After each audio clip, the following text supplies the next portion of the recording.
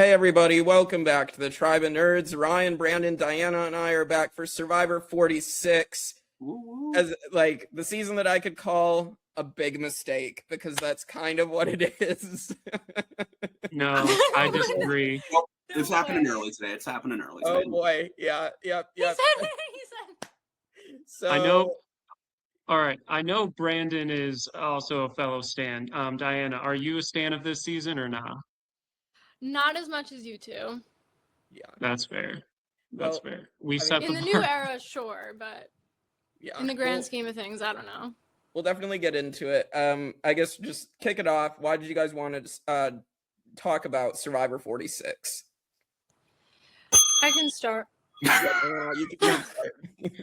You can start, Diana. I'll start because it's probably more brief than you guys, but Yeah. I want to talk about 46 because I have the strongest feelings about just like how the overall season went and how it ended. I am also just the biggest Charlie fan, as you can see by my screen name. We're Boston. Well, I'm not a Boston native, but I did live there through college, so obviously love him. But yeah, I just think there's just so many personalities this season that it's so fun to talk about. Yeah, 46 is a phenomenal season. Phenomenal. I'll tell you why, okay? I would rather take a season with god-awful gameplay, but a great cast. Like, 48, one alliance ran the whole thing, and the cast was whatever. Like, it was boring, man. 46, you got everything you want in a season. You got blind sides. Like, let's just run through this cast. You start with Jelinsky. I know people are hearing this on Bhanu. I'm a Bhanu fan, okay? You got Bhanu. You got Kenzie, you got Tiffany, you got Q, you got Tevin, you got Soda, you got Venus, you got Hunter. Actually, Hunter, I'm out on Hunter. But then you got Charlie, you got Maria. Like, what an insane freaking cast. And you got Q, okay? Q is, people, like, I think whether you like this season depends on how much you can tolerate Q. And I will take all the Q content you will give me, which is why I've been loving 50. He's just like, the man makes no sense at any given point. Constantly contradicts himself. Like, at one moment, like, he thinks he's the greatest strategist in the game. The next moment, he says he wants to quit. Like, at one moment, he's the decoy vote, and everyone is going home with idols in their pockets. The next moment, he's going home with an idol in his pocket. Like, 4 straight people go home with idols in their pockets. Like, what more do you want from a freaking season? Oh my god, it's so. And then the final vote is close, and like, it's a contestant winner. Like, please, like, how do you not like this season? Like, the new era is like a minefield of, like, trash. And then you got 46 as, like, a drop of water in the desert. I will go with my thoughts, but I'll let Ryan go first. Yeah, this is our job. We will convert him by the end of the episode. But yes, to kind of like go off of what Brandon was saying, you have a lot of great characters here. Oh, Liz Wilcox, I forgot. Jelinsky, I believe, is the best first boot ever because he was so funny. It was well deserved just because of how he really fumbled the beginning of it. And you have a lot of great.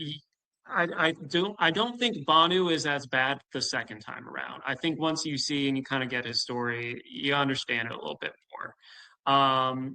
But no, I think there's so many great like aspects of this season. It's also a very memey season, and I enjoy the memes. And we're talking about Q. I am sporting a Q skirt. Q skirt. Yep. Q is one of my favorite new era players. I think he's hilarious. Yeah, he was a little wishy-washy on his like tactics and whatnot. But you know, when it was time for him to lock in, he locked in. And yeah. Also, I think Charlie is great. TV, I think he's a great player. I'm glad he's back for 50. I don't know how he's going to do, especially with, you know, like we haven't seen too much content from his tribe specifically.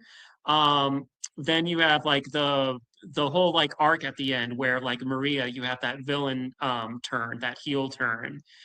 You have Liz, which I talked to Liz a lot. She was really cool. And then you know, that whole like outburst and everything, her helping you know, pretty much take down Maria, and then like her losing fire and being like, you all would have lost. And then Kenzie despite being targeted or like wanting to be targeted in the beginning, made it all the way to the end and ended up winning. I got one thing to say, only one thing. Not like in 46, big mistake. This season again is a big mistake. I like Charlie. I think Charlie is one of the best losing finalists in the history of Survivor. I thought he played a great game. I like Maria. We'll talk a lot about her. And while I might not necessarily agree with the decisions she made, I still think she is a great casting choice. She's a great person. I just want to say before we get into it, please don't send hate to any of the players. Maria specifically, she's been dealing with it a lot, and I don't think that's right. So I just want to say that off at the top of the podcast. Please don't send hate to anybody. And then, yeah, I mean, I like Tevin. I think Tevin's a really fun character. And then Kenzie, I mean, she's a good winner. She does some things right that we'll definitely discuss. Everybody else is either overconfident, yes, annoying, yes, or dumb. Yes, it's what we want in a Survivor season. I don't think I want that in a Survivor season. That's why I love the bone. You need some bad players so that way the good players shine more, shine brighter. I don't like good gameplay. Like, Big Brother 22 is a boring piece of garbage because it's just Cody Calafiore and crew running the whole thing. Nah, you want the mess. Like, you want people making bad decisions because that's how gameplay happens. When you have a bunch of people making the correct decisions, like, everyone else just kind of hangs around. Like, that's not what you want. You want to see people blindsided with an idol in their pocket for the 4th straight week. It's what you want. It's what people crave. And it wasn't just arrogance, like it was also like, you know, with how things shifted and whatnot, like people felt safe with the idol, or like, oh, they wanted to get more leverage out of it than that. So like there was some reasoning behind it. It wasn't like they were like, nah, I'm Survivor Jesus. I cannot be taken down. It was like, oh shit. Every week, it was every single vote was we're going to vote out Q, and then they just vote out the person every single time. We'll get into it, but I mean, we can just say, you know, for you guys, thankfully Kevin Hanna is not on this podcast, or he'd be doing them. Yeah, he'd be shitting on it way more than I can. We got time to love John Locke too. So. But I'm sure Kevin will be here in spirit in a way. So. Oh yeah. All right. Live through you. Yes. Tiny hands, tiny hearts. But as we get into it, I only have to bring up 2 alternates. They're well-known alternates. Didn't even have to look these up beforehand. Rachel Lamont, the winner of 47, was originally an alternate for the season. As was on the island, like was there. Yeah. Yes. And then Shaheen from Survivor 48 was also on the island, so much so that everybody in their preseason press was literally like, this tall guy with the beard, he's a really big threat. Like, let's get rid of him. And then he wasn't on the cast. So that I find that really interesting. Like everybody in 46 wanted Shaheen gone. That's crazy. I mean, he did seem like a tough player, and I mean, that's a whole other discussion for 48, but he was doing pretty well in it. I would say, like, with that season specifically, it got into the whole thing about, the strong 5, and we must stay loyal to the strong 5. If you go against the strong 5, you're done. Or at least if the illusion that someone's going against it. We had the 6, and the 6 immediately every week targeted each other, you know? Like, I targeted the 6, you go home, in the words of Q, who targeted every member of the 6. I will say that is kind of funny, and like I'm not gonna lie about that. Like that is kind of funny, but it's still this cast is just dumb, as we'll talk about. So most of it. And also I did want to say some of these, you know, not just Maria, Liz Wilcox is also a very nice person in real life. So Tevin is like that guy. Like, he's the man. Tevin is awesome. Yeah, and yeah, so shout out to them in real life. Like I like you as people. So please don't take what I say about you know, you as a player as me not liking you. So I like you. No worries. All right. Bhanu won my heart. He didn't need to win $1 million. Oh my god. We'll get there. All right, let's get into this season. So immediately get our 3 tribes. You have Yanu, you have Nami, and you have Siga. And you're immediately going to have that opening challenge with the mud, because apparently they wanted to do this challenge again after they saw how much drama it caused with Bruce, apparently. So, like, I don't know. I feel like I'm not exactly the biggest fan of the mud challenge necessarily, just because, like, I mean, you can literally, like, people can get hurt, like, really bad doing this if you're not careful. So, I don't know, but I mean, any thoughts on this opening challenge before we get into like the real meat, the real meat of the episode? Yeah, well, before we get to Jelinsky, basically, is where we're gonna go after this. But what do you guys think of this opening challenge? I mean, not much of it. I was like, yeah, it's just typical marooning challenge and stuff. Like, I wouldn't say anything like crazy stood out to me about it. Like some others. Like this one was like pretty straightforward. It was interesting seeing Nami. Well, I do like how everyone was like Nami, and it ends up being the tribe that doesn't go to tribal council pre-merge, right? Which is right. I think is ironic, but yeah. Yeah, because I mean, I think also like this is immediately like this challenge. You see Hunter like carrying the blocks, and like I don't know, like I did pick Hunter as my pick to win this season. I was between Hunter and Charlie. Unfortunately, Hunter really disappointed me. So. Jonathan is not going to happen. Stop making Jonathan try to happen, okay? Very fair. Yeah. Any other opening thoughts? Are we ready to get to the chaos and the downfall of Jelinsky? I was born ready. I will take no Jelinsky slander today. Okay, well, I think we're about to get some. Sorry, but let's get to the sweat and savvy. Okay. Yeah. Okay. So this it's the sweat and savvy first, and then the journey. Correct. That's the order. Yes. Okay. So sweat and savvy, we're gonna get the tribes either solving the brain teaser or doing the sweat. You have Charlie and Ben failing the savvy. They become the Dumb and Dumber Alliance. So that was kind of funny, especially because they are going to be 2 of our final 3. So I did find that funny. And then we're going to get Q and Jelinsky. And immediately, Jelinsky is going to be shown literally giving up on the challenge. See, no, but you don't get it, Jake, okay? Jelinsky, he is a super fan of this show, and he knew that in season 41, Erica broke the hourglass, turned back time, and won the challenge. So that's what he wanted to do. He wanted to turn back time and win the supplies for his tribe. He's a hero. Jelinsky is a freaking hero, and I will take no Jelinsky slander today, okay? He is the moment. Justice for Jelinsky. He was Survivor Jesus. He knew he had to take the honor of being the first boot. So that he sacrificed himself. I do love the conversation between him and Q. Where, but I do feel bad for whatever people had to like quarantine that area because you have broken glass on a beach. Yeah. But I would say that one with the holes in the buckets, one thing that really like baffled me was why didn't they like try and put sand to like pat down at least one of the holes and like cover it more, because like you're losing more water that way. I was like, I know you don't want to like keep running back and forth to tire yourself out, but it's like you got to take care of the holes or put like something to try and stop the holes from, spilling out stuff.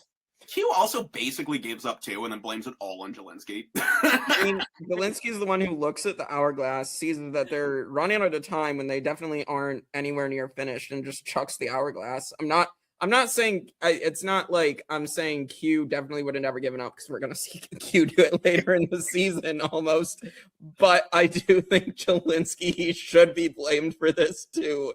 Dude literally had time. And big players take big risks and make big moves. Okay? How is that a good risk? Yeah. You knew what was coming. It was a choice. Yeah.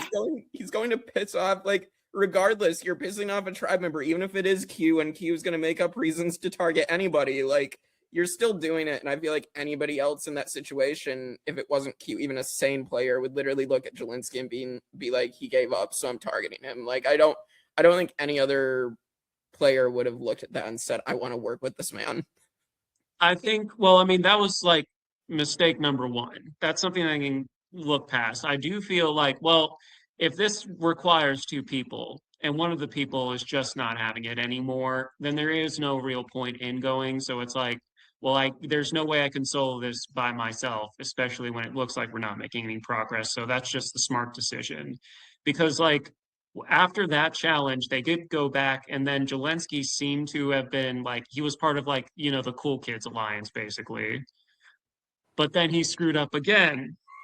Oh my god. Yeah, let's get to this journey now, because he goes with Tevin and Maria, and basically you have to lie and make sure that you get to guess the torch correctly was the deal. And he basically lies to Maria and Tevin and then folds immediately. I thought it was more of a testament to Maria's skills than Jelinsky's flaws. Like, she's I like, Maria's... if you lie to us now, we will tell everyone you are untrustworthy and no one will ever work with you. And Jelinsky's like, well, damn, I guess. Yeah. I mean, I'll give Maria credit. Like, I do think Maria, like, definitely finessed Jelinsky as well. And also, like, Tevin's reaction to Jelinsky, obviously, line is great. Yeah. I will say Maria was doing the mom guilt trip thing. I mean, like, and that's pretty hard. I think his fault really was how he explained it to his tribe when he got back. Verbiage and what words you say when you're explaining yourself means so much, where it was like, listen, she really put the pressure on me, and then like she could tell that I was lying. She's just that good. He was thinking several steps ahead. Okay, he wants to think he's a weak player, so that later on in the game, when he pulls out all the stops, they'll be shocked. Jelinsky is not the monster that he thinks he is. No, I will say, after rewatching, it is funny that the next challenge, if they would have gotten rid of, Jess like one sooner, literally, that was something they needed a tall person. Yes, yeah, Jess was not that tall Jelinsky person. could have been there. Yeah, exactly. Kevin Hanna and I have talked about this extensively. Like, he gets pissed off because they obviously knew Jelinsky would be first boot, so that he couldn't help with the challenge. They needed a tall person. Yeah, I'm gonna get on my soapbox for a minute and put 46 to the side, because I don't think I've ranted about this in the new era yet. Give people their damn Flint, okay? Oh, yeah. I'm tired of the disaster tribe. I'm tired of it. Yeah, thank you. Like every season, 45, what is it, like 44 too, like against every season of the tribe that they lose their Flint, they don't have fire, they don't get food, they don't get reward, they lose every unless you're challenge, Christian Ubicki, and then you make losing fire. the challenges, so they can't sit people out, and suddenly you have 3 people left. It happened like 4 or 5 times in the friggin' new era. Like, it's not hard to give people fire and let them have an equal playing field. Yeah, and Jelinsky would still be here. Period. I'm tired as well. I can agree with Brandon on that, because I do think it's ridiculous. Like, I just think you need to go back to what was successful about the old era, that you still let people be roughly on an even playing field unless they screwed it up themselves. I think taking away their Flint just doesn't do anything but manufacture a disaster tribe. That you lose momentum, it just gets worse and worse, because so it just sucks. Then we get our other iconic Jelinsky moment. Did you guys ever think before Jelinsky that several meant 7? No. So here's the thing. When I was younger in like 5th grade, I was like, okay, 1 is 1, a couple is 2. Oh no, according to Jelinsky, a couple's 4. Right, and then a few is like 3 to 4, and then 5. And then several was 5 to 7. So I was very strict about that. But like, did I think that several meant strictly 7? Obviously not. Yeah. No. I always saw several as in like more than many, like several, like like I think several. Like, oh, interesting. I think several is less than many. Yeah. Many implies a lot. I think it's all relative, though. It's like yes, very much so. But either way, it's like it has no numerical value. Yeah. And so, like when he said several means 7, I'm like, I see your math. However, it is wrong, good sir. Yeah. But he got a good soundbite out of it, and then like they named an episode title after it. Joey, who's the best first boot of all time? But also worse because they shouldn't have booted him out, the moron. There you go. He said, obviously Jelinsky, best first boot of all time. Okay. Well, I mean, yeah, not yet. So, so the Yanu tribe is going to lose, and we are then going to go to tribal council, and this moment is the first of many trainwreck Bhanu moments of Bhanu starts naming the 5 things you need in Survivor. I can't even remember what they are. It's like... Could not tell you. Okay, but he does this and then like almost blows up at tribal council of like almost gets himself voted out for no reason. Yeah, he's like Jelinsky's like, "Oh, are you voting for me?" And Bhanu's just like, "Well, let's get to the vote." Yeah. And this is again, I hate everyone losing their vote. I mean, Jelinsky didn't have to lose his vote; it's his own fault. But they shot in the dark, so they're like, "Okay, there's no reason to even lie to him. Like, we can just vote him out." Like, it's annoying. Like, you have one thing that can save you, and they're like, you can't actually play it if you don't have a vote, and everyone loses their damn vote. Yeah. Hey, gone too soon. Always in our hearts. I do want to real quick share the story that I got my roommate a Jelinsky cameo for their birthday, and probably the greatest cameo I've ever gotten, because Jelinsky was basically like, I needed this more than you did today. My car broke down and I owed several $100s and like it was rough, but then I got this cameo request and I'm like, people do love me. In the words of Jelinsky, all problems in life are momentarious. Oh yeah. Momentarious has become a go-to term in this household. Oh my god. Well, like I said, a bunch of words that aren't really even words, but our worst word usage since Chris Noble. So. Goat. He was literally wearing a hat that said the goat. Oh my god. All right. Well, thankfully we get to say goodbye to Jelinsky at least until the rankings portion. He'll be back. He'll be back. He'll be back. Yeah. I mean, again, they literally reference him all season, not just the episode several, but literally they can't stop referencing him. So a rumor said they were even thinking about calling the Merge tribe the Jelinsky tribe. Oh my god. That's crazy. Oh god. Obviously production is like, no. Yeah.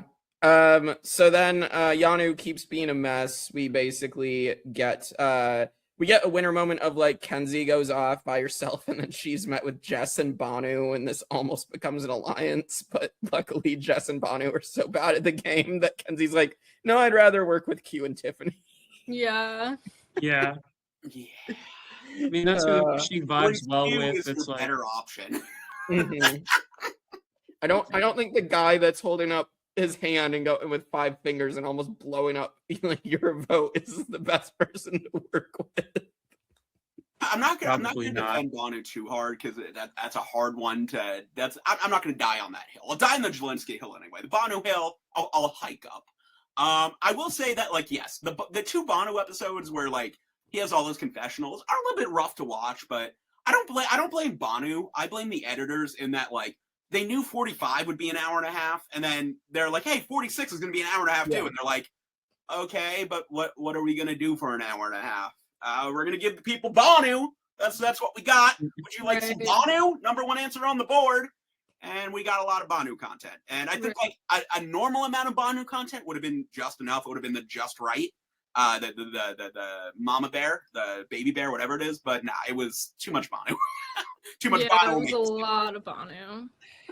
Yeah, it was indeed, especially since he ended up going home 3rd overall or 4th, voted out 3rd. I think he's the most professional of any pre-merge person ever. Yeah. He set the record. He still holds it, correct? Yeah. Yeah. I saw a stat that was like, oh sorry. No, I saw a stat that was like he had more confessionals in his time than Parvati had for all of Micronesia. I mean, someone fact check on me on that, but I'm pretty sure that's right. There is a few.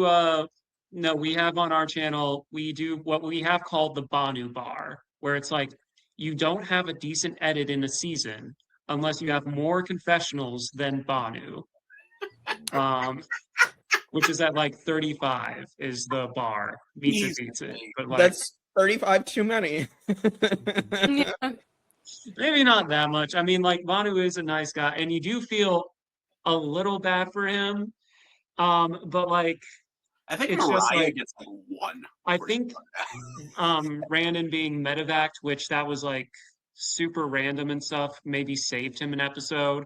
We don't know because Kenzie's name was also being thrown around, but like I mean, you never know what I think what was his final nail in the coffin was the whole thing where he was like, yeah, I went on the journey and I told them that, you know, you and Tiffany are very close and that Kenzie's a really good player. Was that bad? And I'm like, I was just like, is she the Mermaid Dragon? What is she? Okay, yeah, I was gonna bring up some other funny moments because we haven't touched a couple other things. So then you have Jess getting embarrassed by her tribe completely because they're like making her a fake idol and stuff. And then you have the challenge where they have to hold the things up and the pieces fall. And Bhanu with the Be Kind shirt on screams at Jess in the challenge. Like, dude, you're the guy that's supposed to be kind is like yelling at someone. Yeah. Oh my god, I remember that. That just unlocked that. So that moment, and then, you know, other moments, of course, you have Bhanu's quote of I'm here to win 1 million hearts, not $1 million. Yeah. Oh. I didn't feel bad for Jess. Like, the whole fake idol thing was so unnecessary. Like, just let her play her shot in the dark. It's a 1 in 6 chance. Like, Jesus. Like, you're that concerned. Yeah. it's very, very, very low chance. So only ever been played successfully twice. Yeah. It's like a 1 in 6 shot. Yeah. It's almost not worth playing. I say almost, but it's like and then even know it's hard to. I didn't see 45. Like, right, exactly. Yeah, so 2 actually successful. 1 was played technically successfully by Jamie, but it was not like it didn't actually work. And then Caleb, Mary and Caleb. Yeah, Caleb and Mary were the Caleb and Mary were the 2 successful ones. Yes. Then with Bhanu, of course, we get the iconic Mermaid Dragon confessional. Mermaid Dragon, and that's important for Kenzie because that is a clue to her winner edit of like, well, it's so obvious that like Kenzie is this like threat on Yanu. Q wants to get rid of her. Like, I will say that like Kenzie did have some power and some agency on Yanu in like the first half of the season, so I do want to give her credit there. I think that her social game is clearly really good. I'm trying to think of a comparison here. I feel like anyone or their brother could have had power on that tribe. Like, your 3 options were Jelinsky, Jess, and Bhanu. Like, obviously, the other 3 are going to run ship. Like, 100%. Like, I don't. Like I said, cool kids. Like, they were the cool kids of the tribe. When they tried in the driver's seat, you have a problem on your tribe. Like, something is wrong there. Yeah. Last Bhanu moments, thankfully. So Randon gets medevac. You have Bhanu like cursing God for like getting him kicked off. And then he's like thanking God for medevacing Randon. I have done that. Like, please, if you just let me stay one more round. Like, yeah, right. Oh it's so cringe. And then of course, so cringe to watch. Iconic. And then, of course, him begging Tiffany to let him stay in the game. Like, this man is literally on his knees. Like, she's like, I'm not talking to you. Yeah, get up. Kenzie give him lessons on how to play Survivor. Like, this isn't my job, Bhanu. Like, it's not my job to teach you how to play Survivor. I love him. He's one of the worst players I've ever seen.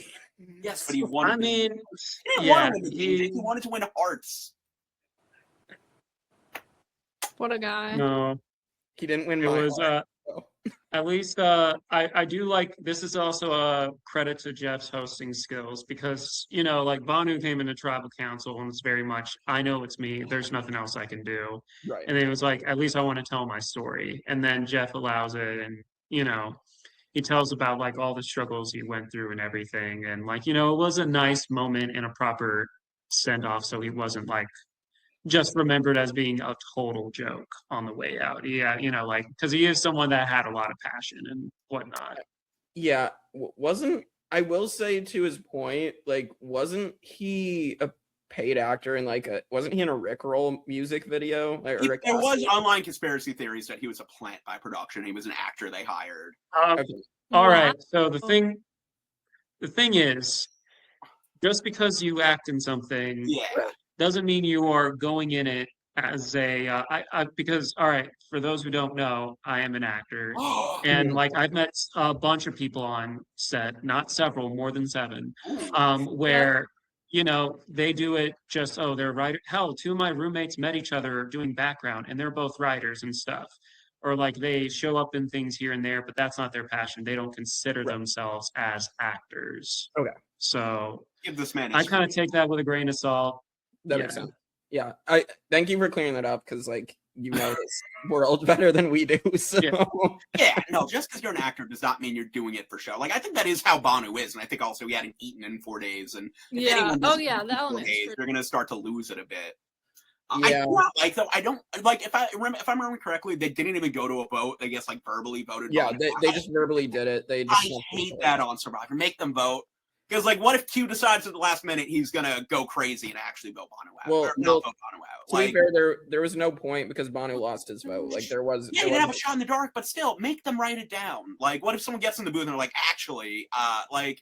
Well, I mean, there was just no... I mean, as much as Q can say he wants to train him to be, like, his Philip Shepard, like, there was just no way... Q, at that point, knows Tiffany is... It messes with the game mechanic, and it's not the only time they've done that. Yeah.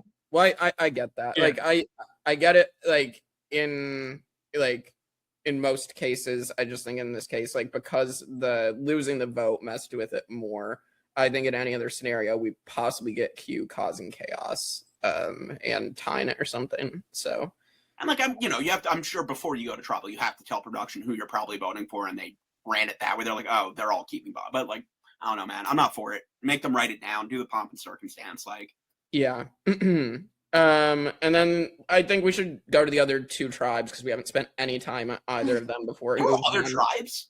Yeah, there were apparently. All right, Nami. I mean, the big thing here. I mean, we should talk about Venus. Unfortunately, I am not a Venus fan. I'm a Venus stan. I think she is great TV. She was my winner pick. This woman straight out was giving shots fired to this Empire State Building. Yeah.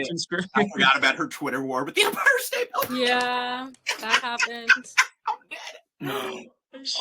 Twitter was so good this season. Like, that's what you want. You want a good Twitter season. Like, all Twitter does is stand the women. Like, what?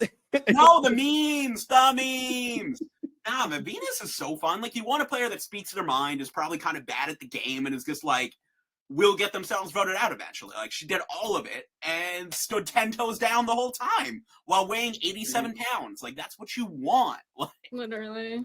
Listen, we hadn't had like a mean girl in quite some time. And when she in her bio was like, I'm going to be like Regina George. Now, she's one of my favorite fictional characters. When that comes into the fray, I'm like, all right, we're in for a treat. We're in for, and she delivers. You know, she calls people dum-dums. She rolls her eyes. She also speaks her mind and the running storyline of every time the tribe won and her and Soda would fight over who gets to hold the idol. Oh my god. That was so dumb. That was so dumb.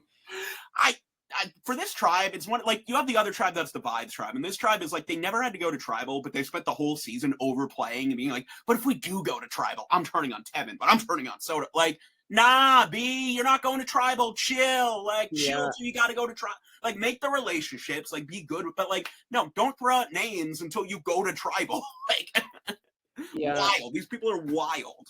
Yeah, I don't know. I do again like Tevin. I think he was like how he was like having like fun with the tribe and like they were singing. He's that guy. And then you have Hunter being like, I was a camp counselor. I actually hate singing. Oh my god, yeah. Like I do find that funny. We should also talk about the fact that Hunter is a Survivor fan. Granted, he's new. Or like he just started watching. But he goes on that journey to order the seasons and completely fails. Oh my god, yeah.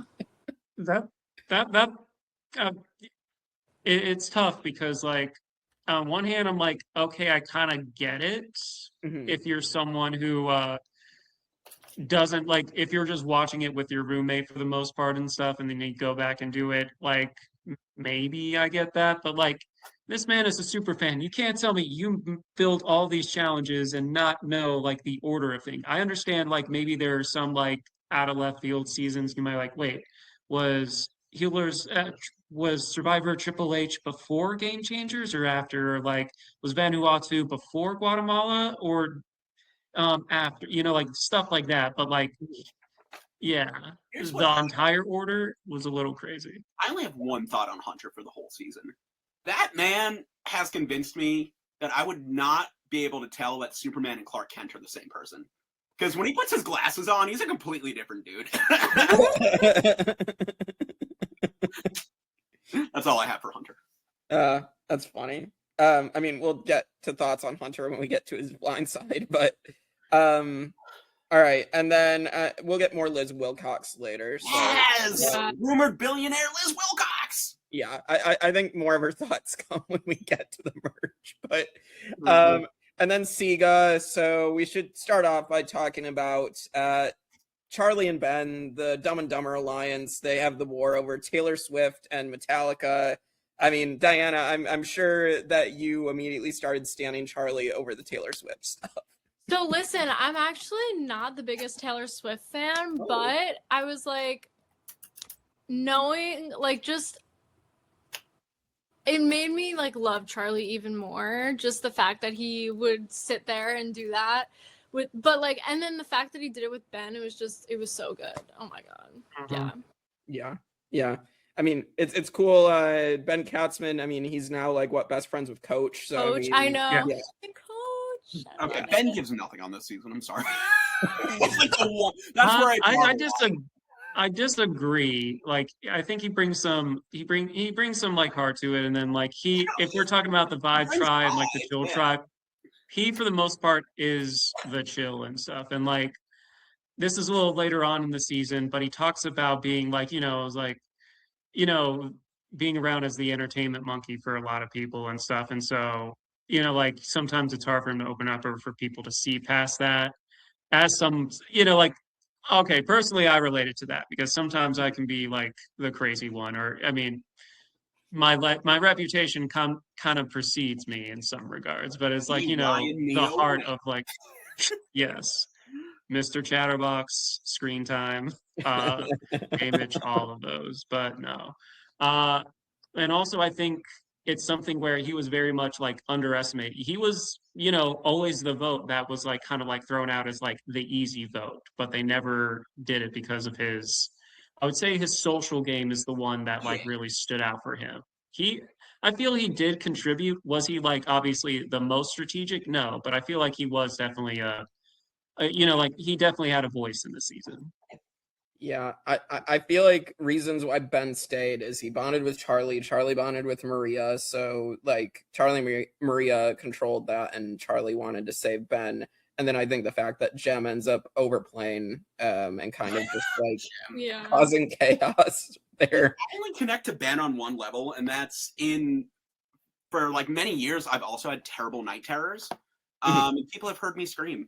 And I feel like if I was on Survivor Big Brother, I would not last long because it happens when I'm stressed. Yeah. I'm voting him out for that. I'm someone who also has dealt with anxiety. Like I deal with it every single day. So like I totally get that. I probably wouldn't be the best on the show either when it came to nighttime. So I guess I can get that. It is a stressful situation. I just don't like the cold. Yeah. I need a soft mattress. I can't sleep on bamboo. Yeah, I can sleep anywhere, but going back to the first challenge being mud, I would be like, oh, no, thank you. I'll sit out, like, no worries. Yeah, I mean, as we found out a few seasons later, if you're like Nicole and Jeremiah, you can just spit water in people's faces. Yeah. That was so damn funny. I was just like, why? That'll be something we talk about in a few seasons' time. But anyway, 49. Yeah, that's 49. Yep. I do not remember either of those people. That's fair. Fair. All right, so yeah, that's basically the pre-merge up to earn the merge. So whoa. We need to talk about Gem.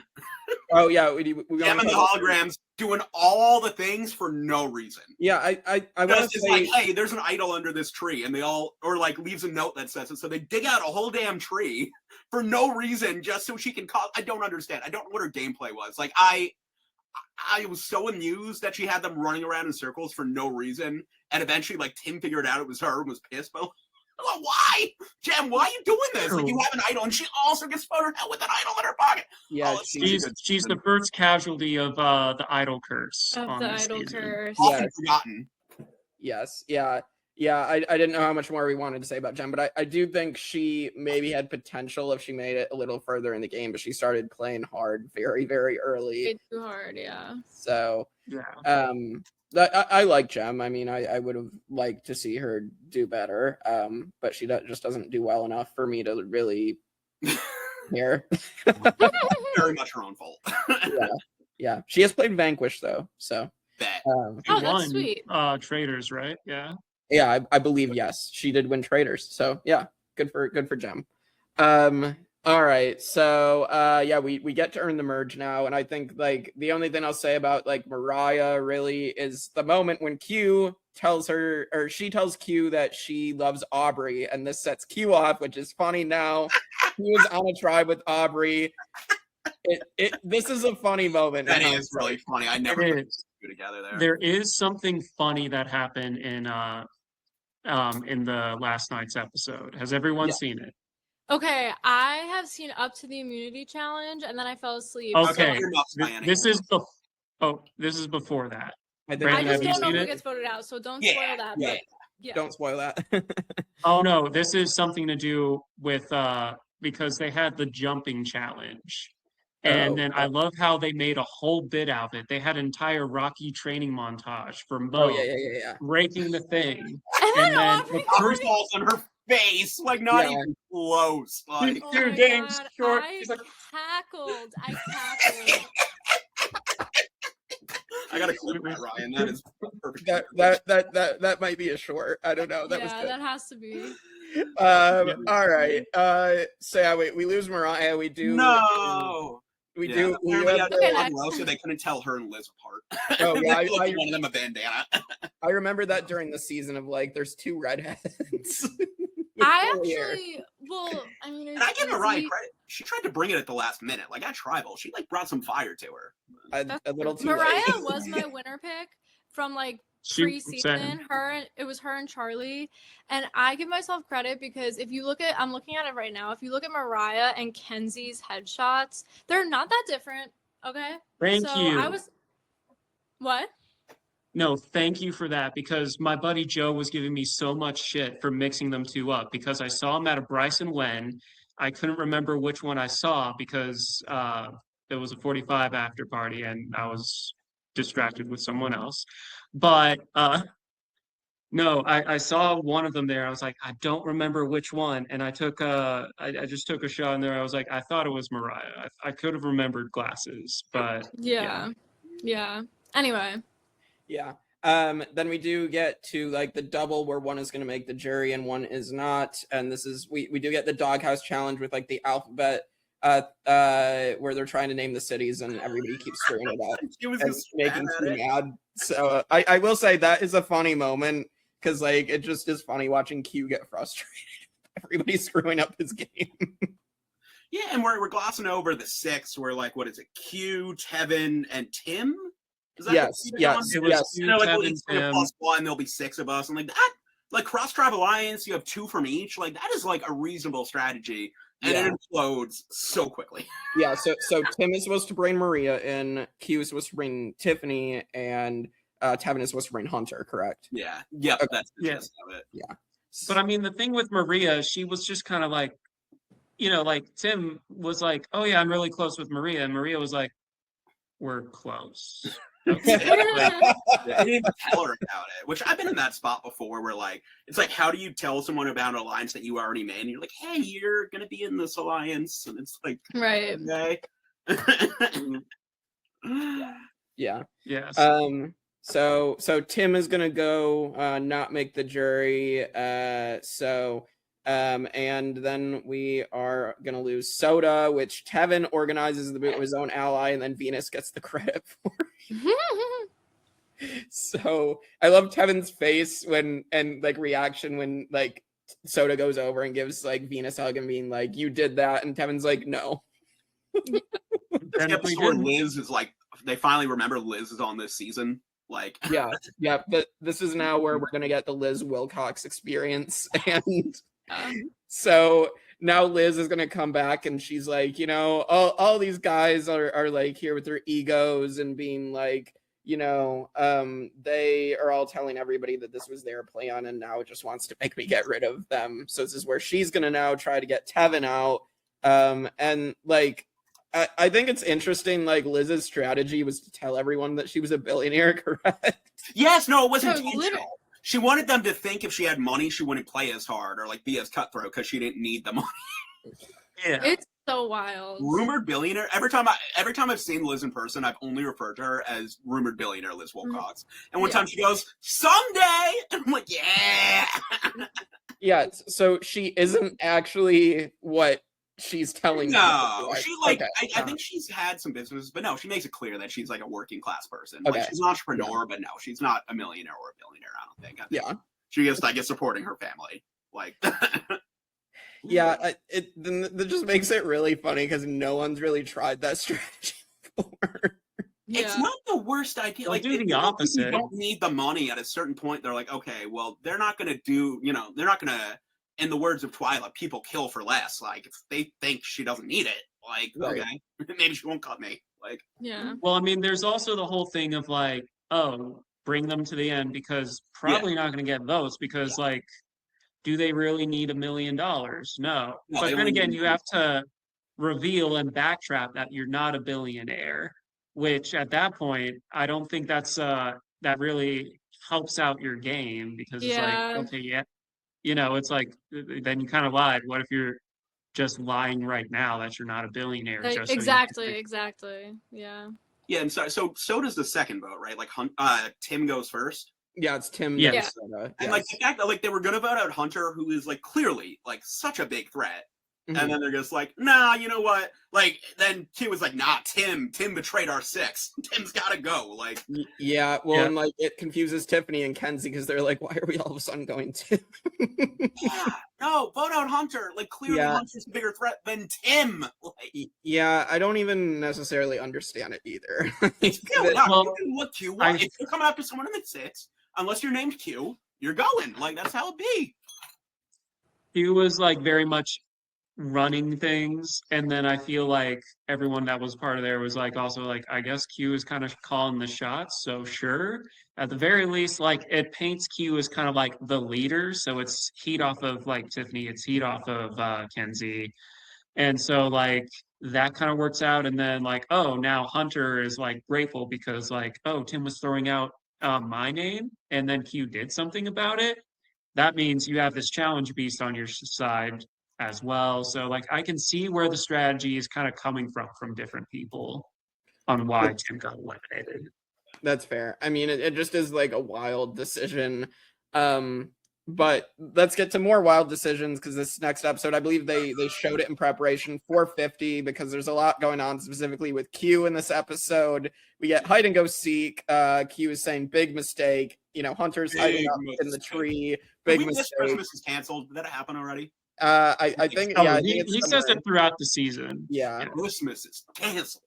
Yeah, cancel Christmas, as this is the name of our iconic. Yeah. So we get the Q skirt. So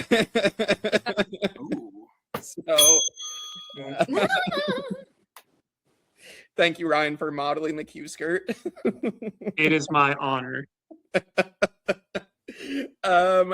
All right, so that happens, but the main thing is now that Liz is throwing out Tevin's name, and we're gonna get to tribal council, and all the chaos makes Q want to quit the game, which was so frustrating on both the first watch and the rewatch. I still don't understand it. Yeah. I just How don't. could you he's 8 steps ahead at all times. How can you understand what Q is doing when Q don't even know what Q is doing? Like, he does it for the love of the game. He does it for the love of the game.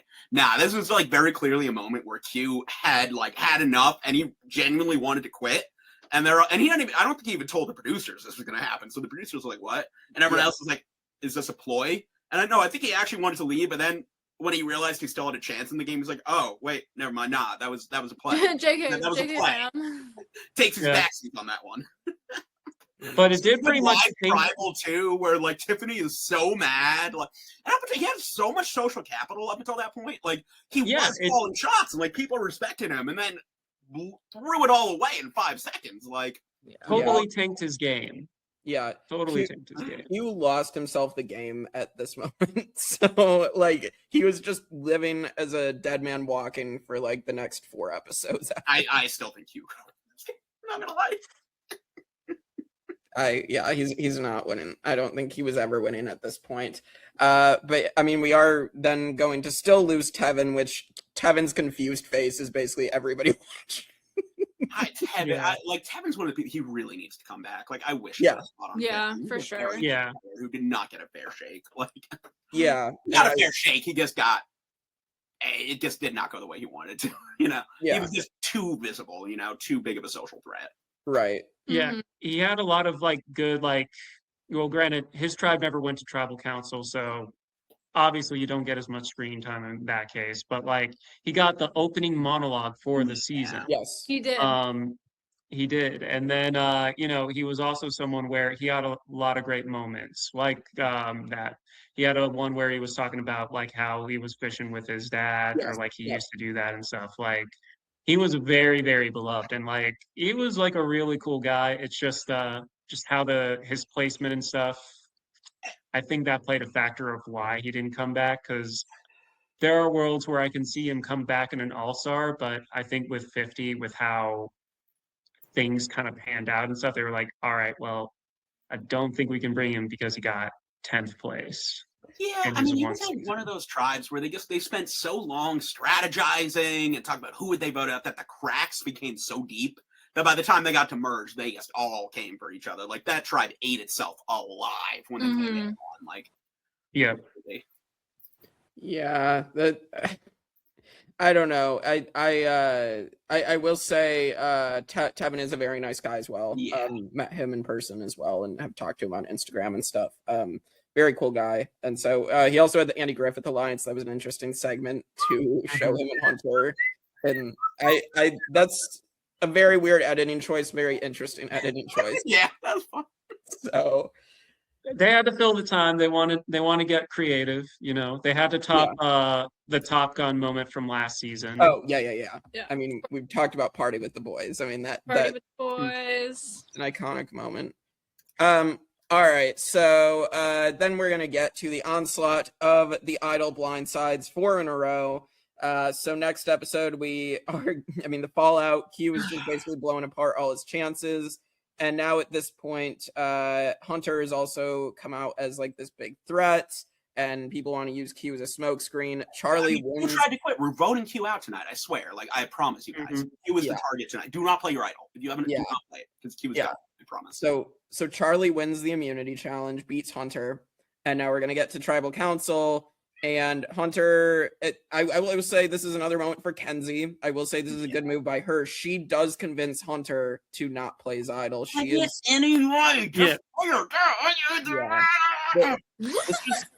This just makes no sense. I understand. You were getting votes. I do not care how many votes you think you are getting. You play the idol, especially if everyone knows about your idol. It's useless. Yeah, a public idol is useless. It gives you one chance at safety.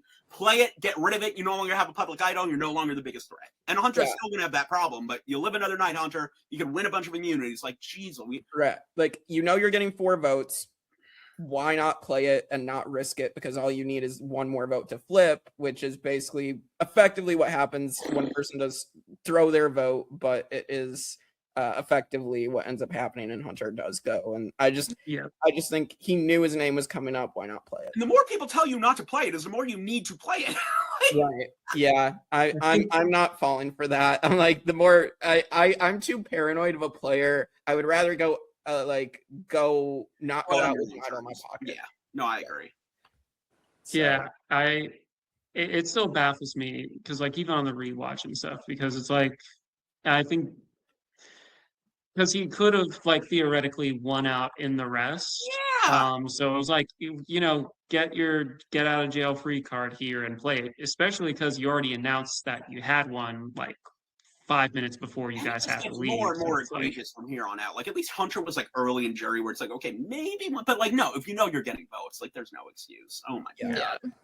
yeah, and then we are gonna get Q blowing up Tiffany's idol that is public now as well. And we have the moment Kenzie in her story is like, I want to get rid of Tiffany for my story. I need to, but she doesn't end up following through with that, which is why I was like, okay, Kenzie wanted this and it failed. That's why it threw me off of her being the winner now. Yeah. Because I'm like, there's no way that like this would be like a winning story at this point. They were throwing us off earlier. Well, then she becomes the underdog. Yes. So, but Yeah. we are gonna lose Tiffany here. Obviously, our first of the 46 returnees on 50 to go. I mean, Tiffany is definitely like a wild card pick for 50, but we've had those plenty of times before. She's getting done dirty with the edit. She only has yeah. one. There was a moment last night where there were two people. I went, wait, Tiffany's on the show? I went, wait, Angelina's on this show? Like That ass. Yeah. It's crazy. Like I knew there was going to be like maybe one or two like goose eggs, like they don't get anything. But last night we got 5 people without confessionals. But also we can't skip over the Applebees debacle that happened was this on episode? Tiffany's boot. Oh yes, This it was. It was this yeah. episode. We can't skip. I was thinking it was the next episode. Okay, let's go over it now. I did want to give Tiffany her flowers real quick though. I think Tiffany is a good player. Yes, surrounded by idiots. Like but she should definitely play her idol at this point when everybody knows it's public. She knows how big of a threat she is. Yeah. No, she was like one of like her and Kenzie were both like very like run-of-the-mill, sane, rational, strong players just surrounded by the peanut gallery. Like I think the thing is it's like, no, this is it has to be Q. They can't just especially after the whole Liz meltdown thing, it's like like Q was very vulnerable, and I feel like a lot of people would have just done that to get rid of Q just to make Liz feel a little better, and then like it's an easy target. Right. But it was too easy for people. I was like, no, Tiffany has to go because she's not going to expect anyone voting for her out seriously. Like you look at Liz, who's the only person who hasn't been a reward or eaten anything, and you're like, you know what? Actually, I'm still gonna pick Kenzie. Yeah. All right. Crazy. Let's talk about this. I understand why Q didn't bring her. It was still not cool of him to do. Especially like, all right, so like my girlfriend has a lot of allergies and stuff. Yeah. So like finding food. To quit the episode before. Right. Yeah. But like, so it is so hard for her. So like, like when Liz finally asked something and she was very vocal about it, she did get very excited, and then it did like hurt her that she wasn't chosen and stuff. I do feel and it led to the bad. whole Applebee's moment, and like it was a little very uncomfortable to watch. Like you feel bad for her, but it's just like no one else knows what to really say in this moment. Yeah, so this moment obviously will go down in infamy. I do feel bad because like this is all these allergies. Like it sucks she hasn't eaten that much, but this is a crazy blow up. I mean, I understand it in retrospect, but still. So you have the moment, Jeff's like, Liz, are you okay? And then she like turns around and then I'm pissed. Yeah, oh my god. I like jumped at my screen when that happened. I was like, I can't even believe this is happening. And then she like goes on a little soliloquy. Yeah. Well, because then it's not just about Q not picking for the reward. She's like, I had this great move to vote out Tevin, and you took all of my thunder when you made it all about yourself and you quitting. Like, that was supposed to be my moment where I got rid of Tevin, and then it's all about Q, who wants to quit the game, and then he won't pick me to go with Applebee's, even though he wanted to leave 2 days ago and could have gone home and eaten some food. It's like Nayanka when, like, she knows she's going to quit and still goes on the reward. Like, Listen, it is Survivor. You owe no one nothing in Survivor. If you want to win this game and you think it's better for your game to take Maria and Kenzie because they're allies, like, sure. But at this point of the game, you didn't even give a fuck. Like, Yeah. he wasn't even on this planet at that point. No. And he did it just to be cruel. Like, he didn't even need to say, like, he pointed out that Liz is not eaten and then picked Kenzie. And You then could picked left her. that out of the conversation completely. Like, Q is on Q Planet. This is. And I'm pissed. I think it's not as good as like the Debbie moment, but when she did it, but like I think it's still a memorable moment. People remember it probably for wrong reasons. I mean, what's crazy is like you meet Liz Wilcox and she's just like kind, down to earth, funny, like very sane, very like grounded. Agreed. Like for her to get to that point, clearly, like hit a melting point. Like. Yeah, Liz is very nice. Again, shout out to you, Liz, if you're listening, because you definitely might be listening to us. I reckon she got one like Woman of the Year for some award. Like, Mazel Tov to her. No, Liz is an icon. Icon of. I tried the bourbon burger for the first time because of her, and it was delicious. Oh, that's good. Yeah, I definitely at some point should try it. I mean, I've been to Applebee's before, just never tried their burgers. So yeah. That's the best part of it is that it's over Applebee's. Like Applebee's, Applebee's. I mean, Applebee's. I mean, has been, I guess, an iconic staple. It's a constant of Survivor. Yeah, heroes versus villains. Like it's. I think that was Outback, but Applebee's did come. Like I think Island of the Idols. I remember Karishma freaking out about it. Like, then it's been around since around that time. But yeah, so Liz is her meltdown. We talked about Tiffany. Let's move on to Venus. Yet again, finds an idol, decides to tell Charlie that she might have something. Okay, like again, another soapbox moment here, because like go for it. People argue about this with me all the time. If you have an idol, and it's like not it's not one that you found in front of anyone else, like another one just got played. Don't tell anyone. Keep it to yourself. It's not that hard. If you find an idol that no one knows about, don't tell anyone because it's only valuable. Like Rachel in 47, when nobody knows, because then you can, because then they're more keen to give you an inkling you're going. If they know you have an idol, they're just going to blindside you. And like, I get it. You want to build allies and you want to like let your number one know because they trust you fully. Nah, take that safety. You need that safety. Save yourself. Get in the damn lifeboat. Push everyone out. Like, I think, again, this is a great move by Charlie because Charlie kind of does this for his like moves that he can own. I feel like he doesn't own it maybe enough at Final Tribal as much as he should from my memory. Because I definitely would be like owning like the fact that someone told me this information and I'm the reason why they got voted out. And instead of what like Maria wanted to do.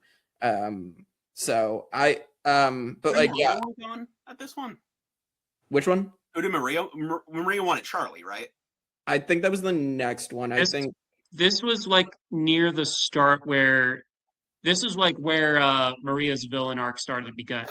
Because even earlier, and this is why I don't think the Q1 was the reward challenge was as bad, was because next week Maria was straight up like making Q, who already ate, rock, paper, scissors with Liz on who to go. Like it was something I had to think about. Buffoonery. For a while. Yeah. That was so cruel. Yeah. Make it like, oh my, like if you're gonna make her, just give it to her. Like, and like it's with the optics with Q, you can't piss Q off because he'll go off on anything. But damn, like. Yeah, Q is laughing about eating like 23 pizzas or whatever he said. Like, dude is like chuckling about like you just took food from someone who hasn't eaten like anything. He was. I don't blame him. He was like, well, Liz doesn't like me. I'm not going to do any favors for her. I'd rather eat than her eat. It's still shitty, but like I get the math. Like the math is mathing on what his logic was. Like I can understand where he's coming from. Would I do the same thing? Probably not. But like, I understand his logic. Yeah.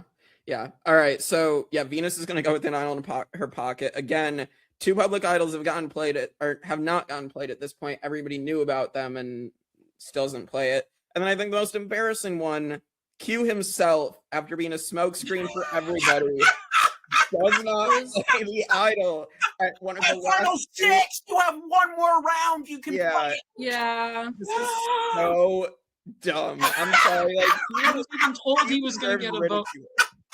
He was even told that he was going to get votes, and it was like, why not guarantee it? This is why I love this season. It's Shakespearean, like literally Shakespearean. That every round, No. and then finally the round he actually vote out Q. He has the idol, and he doesn't. You can't make this shit up. You can't. Right. Like, Yeah.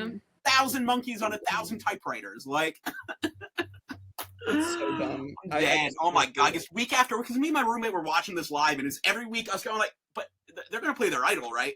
And like Jeff was like, any advantages you would like play? I'll read the book. Crickets. No! Like, play it! He could have pulled it out from his Q skirt and everything. It was all lined up for him. And Charlie would have gone. I mean, And Charlie would have gone. Yeah. Yeah, this is where Maria and Charlie have now turned on each other. I feel like the edit could have kind of set up more like what really was happening between Maria and Charlie, because I still don't know that I get the best grasp of why these two broke up. I mean, they were meant to be like the Malcolm and Denise. Like, that was something I loved They at were the both beginning. pro players, and they were each other's biggest competition. I get it. Like, I mean, I'm there. I guess I get that. I don't know. It's just, I guess by the end of it, when it comes to the decision, I feel like it's not necessarily told as best as it could have what other fallout there was. Yeah, no, I like think I mean, it's a final tribal. Like, they're not going to explain every juror's perspective, but Right. I think like the gameplay of it, of I need to get rid of my number one because I don't know if I can beat them from both perspectives, makes sense. Like Maria, I think, like you said, Maria and Charlie at the end. The problem is that like Maria had more agency, but was more of a villain. I think she has more hate on the jury than Charlie does. From Charlie's perspective, Maria had more agency. Like, you don't know if you can beat the other person, and getting that person out is your win condition. That's your resume move that you can talk about at the end. So, like, I get it. Like, they wanted each other out, and it's like spy versus spy of who's going to get each other first. Like, and the thing is, Maria tried to take a shot and it missed, and then you know, it's awkward now because now you're seen as the bad guy, and everyone is like, all right, you've already won like 3 individual immunity challenges at this point. And it's like, now you went after me. It's like, all right, you have to go at the next time. She was almost the vote like 2 or 3 times prior, like, but she kept winning. but she kept winning. I do feel bad for Maria at this last immunity challenge. Yeah, like, this is terrible. So this is the moment in the finale now. Maria has to win immunity or she goes home, and you have Liz and Kenzie teaming up to make sure she doesn't win. And this is such a weird decision. I mean, we've literally seen in past seasons, I think back to South Pacific, like Sophie is telling Albert to drop his damn stack and help her so she can beat Ozzy, and Jeff's in that moment is like, you have to beat Ozzy yourself. And in this moment, he lets it happen that Kenzie and Liz can help each other to beat Maria. And I feel like I guess the decision changes. Like, I don't necessarily agree with it. I think that Kenzie should have had to go down and get the stuff herself personally. Well, I mean, like, Liz doesn't grab hers, right? She grabs her own. Kenzie didn't even ask. Yeah, that is fair. So it's like, Liz was like, all right, I'm not winning this game, or I'm not winning this challenge. Kenzie is super close. If I run back and get it to her, then, like, you know, she can spend more time counting that and stuff. She doesn't have to run down and do all that. And it just helps her out. Because going back for the board, especially when obviously during the challenge, you're not going to be thinking, oh, I'm going to need this for later, you know. So, like, obviously you have time to get there, time to get back, and that's like 30 seconds max or minimum if you're really fast getting it and going back. So they knew who they had to take down, and Liz knew what she had to do. Right.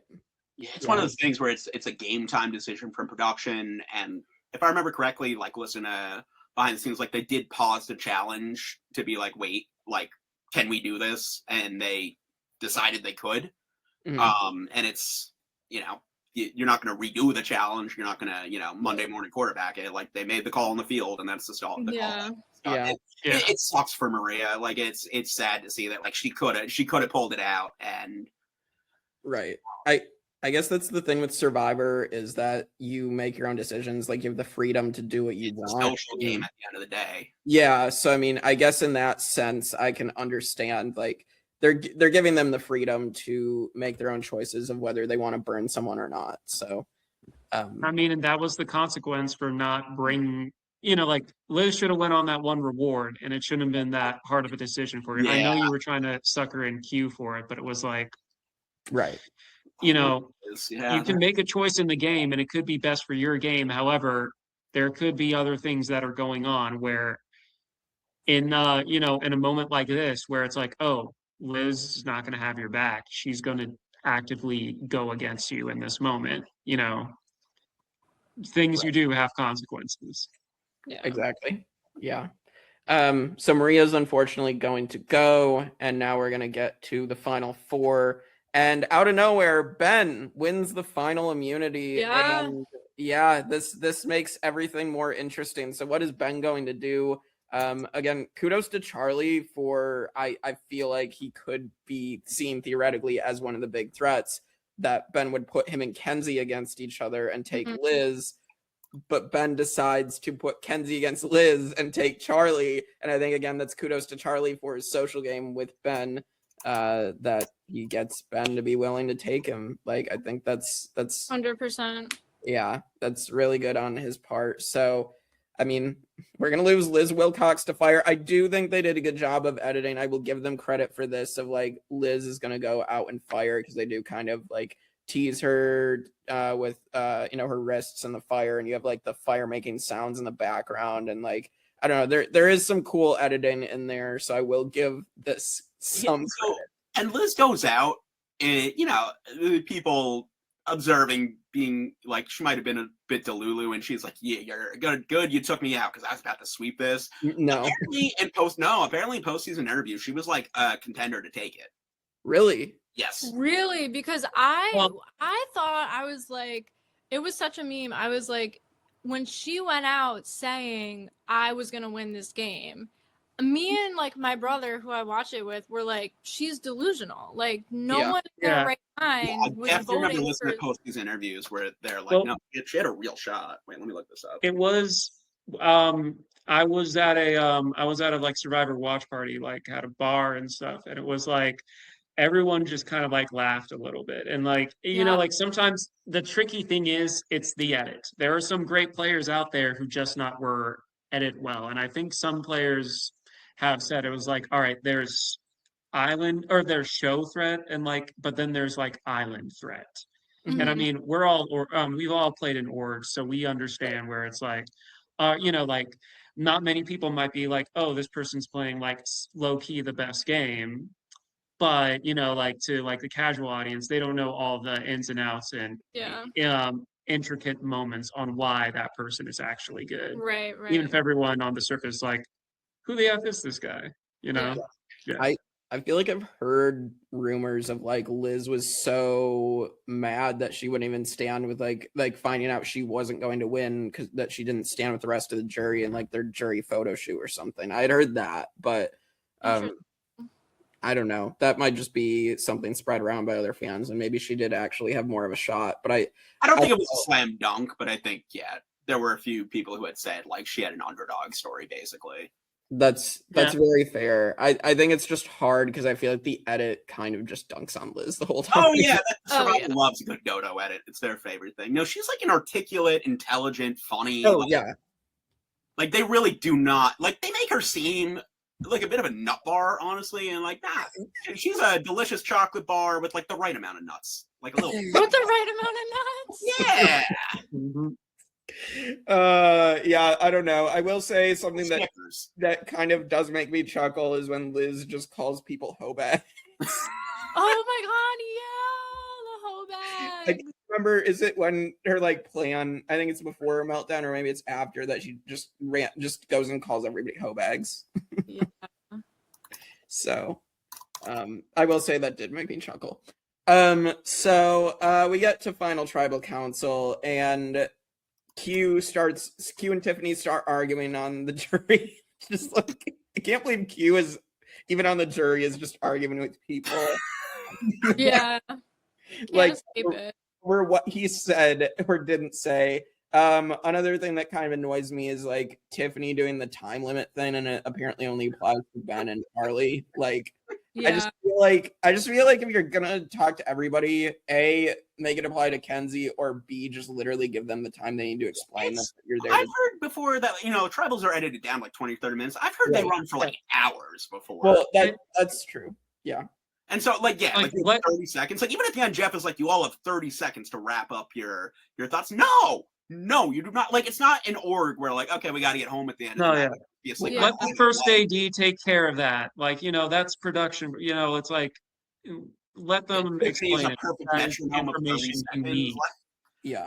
It annoys me in orgs too when it's like one time I got to the end of a game and I had a 30-minute opening, and I cannot describe the amount of flack I got for that. Like, it was a 30-day game. Like, come on, 30 minutes and I won, but like I got a lot of flack for it. Well, I'll say one thing. I sometimes I can agree with the time limit, but you need to give the appropriate amount of time. I'll say like Vanquish, I remember like we get like 5 minutes for like opening and whatnot. Like I think that's more than enough time to explain things, to be honest. Yeah. Where it's not too long, but you still have enough time to like get what you need to get out, like as long as you're not like rambling. It really depends on the person. Right. It does depend on the person, but I felt like that is a reasonable amount of time. 30 seconds is like nothing. You get like you barely get to explain your game moves. So I don't know. That just annoyed me. And just to like boil down Charlie and Ben's game, like I understand you don't want them to make like Taylor Swift and Metallica references, but that was her opening statement too. She's like, we don't want Taylor Swift lyrics, and I get it. Like, Tiffany was Kenzie's cheerleader, and you want that person on the jury. Like, it speaks to, again, Kenzie's social game of like, you want to have someone on the jury who's fighting for you, and like she didn't have to vote Tiffany out. She wanted to, wasn't involved in that vote at all. I don't. Charlie thought his person on the jury would be Maria. It was not. Ben had no one. Yeah. Unfortunately for Ben, but 100%. I want to give credit to Kenzie for that. I mean, her social game was clearly really good. So and she had some like subtle strategic moves. So I'm not gonna say Kenzie didn't deserve it. I think she definitely did. I mean, there's a couple things here that are just like Charlie was robbed, and like two things for me especially. Okay, so it's a 5-3 vote. If Maria votes for Charlie, and like again, I don't want like Maria's a very nice lady. I'm not trying to like, but like play a whole game with someone. Like, you make the moves together. If Maria was sitting there, she would have expected Charlie's vote. Right. And she's given multiple different answers as to why she voted that way. Like, give that person, even if they cut you, you were trying to cut them, like, just give them your vote. And then, aside from that, you have Q being like, I'm going to give my vote to the person I think gives the best answer for why they need the money. No! Yeah. That's not why someone wins Survivors, because who wants the money the most, or Kenzie wants to start a family. All right. Yeah. Especially, okay, I will say, hold on. Sometimes that shit does play a huge factor because, all right, we live in, I'm not getting political here, but, times are tough. Mm-hmm. They are for a lot of people. And then for her and like how she described how she's, giving like, running her own business and like not even really making a profit, and how she had to work all her life to get there. And she's not even, she's like not even barely scraping by. If it wasn't for her partner, like who knows, but like, stuff like that. It's like, 100K for second place would help out a lot with that. But $1 million, that's like something that you can build upon. And like, that's something where someone who is hustling their whole life and stuff, that might swing into your favor a little bit more. Like, listen, it's not like a pity party thing. It's just a real thing where it's like, all right, maybe she does need the money a little bit more. How you want to vote is, I didn't think it should have factored that much, but I mean, that's what I'm saying is one more vote flips to Charlie, and Ben's gone on record as saying he would have. I heard that. Yeah. Me too. Yeah. Those things do play a factor. I mean, that's why they get rid of people at like like final 6, final 5, because I'm like, True. if she's at the end because like like she's a mom of story. 3, a single mom of 3, or like on like one job, it's like it's hard not to vote for that, because at the end of the day, it is $1 million. It's life-changing money. And Right. it's easier when we're in orgs, when we'll be like, all right, this person played objectively the best game. Yeah, this may add to their resume of wins, but they did. But when it's like when there's money involved, life-changing money involved, it it does play a factor into it. Yeah, I think you bring up a good point, Guy Ryan. with a big heart. You're breaking me here. But like screen time. I would have voted for Charlie personally, but also I do understand the argument. Again, someone that has a story like Kenzie's, I get it. I agree. I understand what you're saying, Ryan, because I think it is a good point. Let's have this debate for the 5th time that I've been on this podcast. Should Charlie have campaigned to go into fire? Because apparently that's what won Kenzie the game, is the fire in her eyes. Like, every time, should Cassidy have made fire? Like, I hate this debate so much. It comes up every single season. If you have the social capital to stay safe, stay safe. Like, Charlie should not be penalized for not wanting to make a fire. 100%. Yeah, I agree. Yeah, I also think that Charlie not being on a disaster tribe, like that is luck that he didn't end up on a tribe where he had to fight through. Unfortunately, but every time, like once the game started from that gem vote for Charlie, like I do think he kind of did fight in a way to get, because he had to make sure he got into this deteriorating 6. He got in the good graces of those people that they were willing to replace him in that 6, and then like he was able to make the moves necessary to get him there and get himself in a more winning position. He gets Liz, and his name was thrown out a lot. Yes. He gets Liz, Hunter, and Soda, but not Tevin. And Venus, I understand. Venus didn't like him very much. But yeah, not Tevin. Tiffany and Q probably were more likely to vote for Kenzie. But yeah, Maria, man. It's unfortunate. Yeah. So, but again, well, don't give Kenzie's a great winner. I'm happy for that. Like, I agree. 100%. Like, every winner who wins deserves it, but also Charlie's one of the more robbed people who you can look at and be like, what did he actually do wrong that cost him the game? And it's hard to pinpoint really anything. But, I can't really think of anything where it's like he wasn't terrible to the jurors. He wasn't like a butthole. He made the big moves when he needed to. He cut the right people at the right time. I think the one thing I'll say is like, he just didn't bring the fire and the passion that Kenzie did in the final. Like, it has to come from your soul. And like, he's in law school. He's going to be a lawyer. Like, I think he has that like articulation, and he's really good with his words. But like, it's not just the words. It's like the oomph, the chutzpah. He needed that chutzpah. Yeah, I think that's definitely something that he needed. I will agree with that. I think that's probably what was missing at the end of the day. So. All right, well, let's get to the rankings, because I'm sure we can debate some of this more in the rankings. So, all right. There they are. So, first boots. I mean, I have to put him up there. Oh, yeah. Oh, yeah. Top 5. He has to be top 5. Well, I know I'm going to get outvoted. I get that Jelinsky is one of the most memorable. So I don't know who Zay Knight is. What? Never heard of that man. Okay. All right. I mean, are you guys gonna say that Jelinsky is like a top 5 first boot? Either way, yeah. I mean, Reem is pretty iconic. The thing is, it's like that's the thing. You're the first boot, so it's like, do people remember you? Yeah. And especially if it's a first-time player as well. No. Wait. He's got to be number several. Oh my god. That would be hilarious, but no, he has to be top 5. Just for the meme, I think he should be number several. Yeah. I think he should be on the list, but I'm not married to like top 5 or anything. Okay. If I'm willing to put him on the list, it's got to be number several. I think that's fair. So obviously Amber's getting knocked out. Yeah, I mean, you know, like Yeah. great All-Star game winners at war. Unfortunate, but yeah, unfortunate luck there. So I mean, this is gonna make Kevin Hanna very upset, but I'm outvoted at this point, regardless. So I know that. no team. But okay, I mean, realistically, I feel like number several is fine because him and Zayn Knight are pretty, you know, kind of the same kind of character. So Wait, I little just saw bit. the cancel Christmas at the bottom. That's so funny. yes, that is the name of the episode. Nice. So all right, I mean, are we saying number fair. several? Christmas from Big Brother should be. We'll canceled. say Yeah, number I should say number several. several. All right.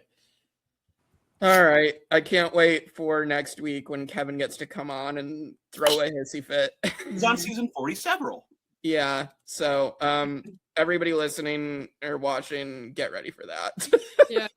Oh my So, all right. Fallen Angels. So we're gonna talk about Liz Wilcox. I'm sorry that I don't. Can we knock Sarah Lucina off this list finally and put Liz Wilcox where she I is? don't think Liz played a better game than Sarah Former billionaire Lucina. Liz Wilcox. No. No. He doesn't have the win. I like Liz, but best Fallen Angel, I'm sorry. Yeah. All right. Brandon turned off his camera again. So, bye, Liz Wilcox. I'm Why would sorry. you actively give up screen time, Brandon? All right. All right. Losing finalists. So Ben's not getting on the list. I think Charlie is 100% the Yeah. debate. And Get him I on would put him at 10. So I feel like Really? Carolyn. I put him just a little. I don't know. It's hard to not Maybe- get him off this list. It really is. I feel minimum. I think I'd 10. also go 10. I can be I was talked in a scared when little Carolyn higher. got put on. I don't know Get if I was Caroline even- out. I'm sorry. Yeah, I don't even know if I Love was in Caroline. the majority. Love of Carolyn. Carolyn, but Charlie's up there. Yeah. well, Charlie got really close. Charlie got votes. Carolyn was a 0 vote finalist, unfortunately. And I mean, so was Stephen Fishback, but Stephen Fishback, I do think actually had win equity. He was just unfortunately sitting next to JT. Ugh. So, I think Charlie 100% got so close to winning. All Maria had to do was vote for him, or whoever. I don't want to just put it on Maria, but we're just talking about it because Maria was probably the closest person that could have voted for him.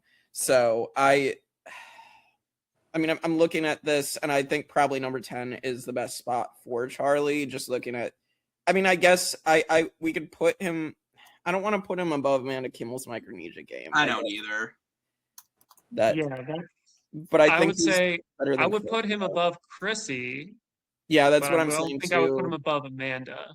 That's what I'm saying too. I think he's a better player than Chrissy. So it's like, this is tough. I don't know. I'm fine with putting him above Chrissy.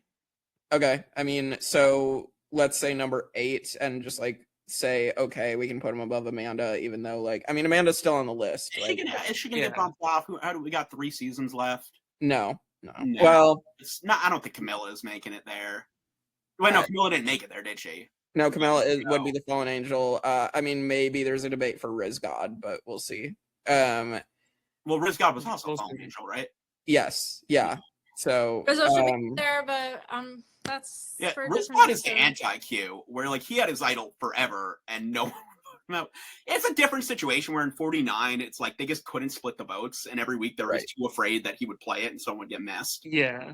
Very different situation. But Okay, so we're gonna put him above Chrissy. Charlie Davis has entered. A king. Yes, I was also going to be upset if he did not make it there. So luckily, he did. All right, winners. I unfortunately don't think Kenzie is making this list. As much as some people probably would love Boston Rob to be off. I don't care. I just want Sarah Lucina off this list already. I tried to get Yam Yam up there, and we failed. But I don't like Kenzie's not as good as any of these other winners. Like I would maybe have her like mid-20s to 30s. Do Like we think Kyle's gonna end up here? Do we think Kyle's gonna make this list? I could see a debate for Kyle, honestly. I'd make a debate for Kyle. Yeah. I would also make a debate for Rachel. Well, oh wait, I do get to make a debate for Rachel. I was going to say you get me on next week. So, I forgot about 47. I forgot 47 exists. Yeah. All right, I so just remember that Kenzie's season. not making the list. Seasons, I hope that nobody's seriously considering putting. So 46. no, listen, like Heroes and Villains, Untouchable, and Kaguya, hit or miss. Yeah. Micronesia. Second Chance is I'm great just- season. So we're all comfortable with like a number 5 spot. For No. I don't think I can put it higher than any of these. Okay, number 6. Yeah. Number 6. Number 6. Above No, Pearl. Brandon. No, there's So no. if it Charlie means wanted picking to out put Cook it Islands, I above. can't do it. Yeah, Like- I actually no. I mean, I wouldn't put it above any of these. Like, Like, not even close. It's even that good. It's just, Cook Islands has some of the most legendary characters of all time. I'm not saying it. I don't have Cook Islands as high as others, but I do understand why it is this high. And I also like. I'm not saying I have it low. I mean, I have it in my top 20 still. It's a great season, but I just think like you have Penner, you have Ozzy, you have Ewell, Parvati, like Billy Garcia, Cowboy, like you have some legendary characters, Candace, like from Roro Tribe. Like I just think I can't boot Cook Islands out for 46. Cook Islands at least. in my like, personal rankings when we did this, I was trying to throw off the curve, so I'm almost positive I put 46 as number 5. oh my god. That's We'll insane. send the proof in the group chat. I just gotta find Yeah. it. I just think that half this cast is just not fun to watch, just for me personally. I do respect History will look kindly on 46. I don't know about that, to quote Sandra.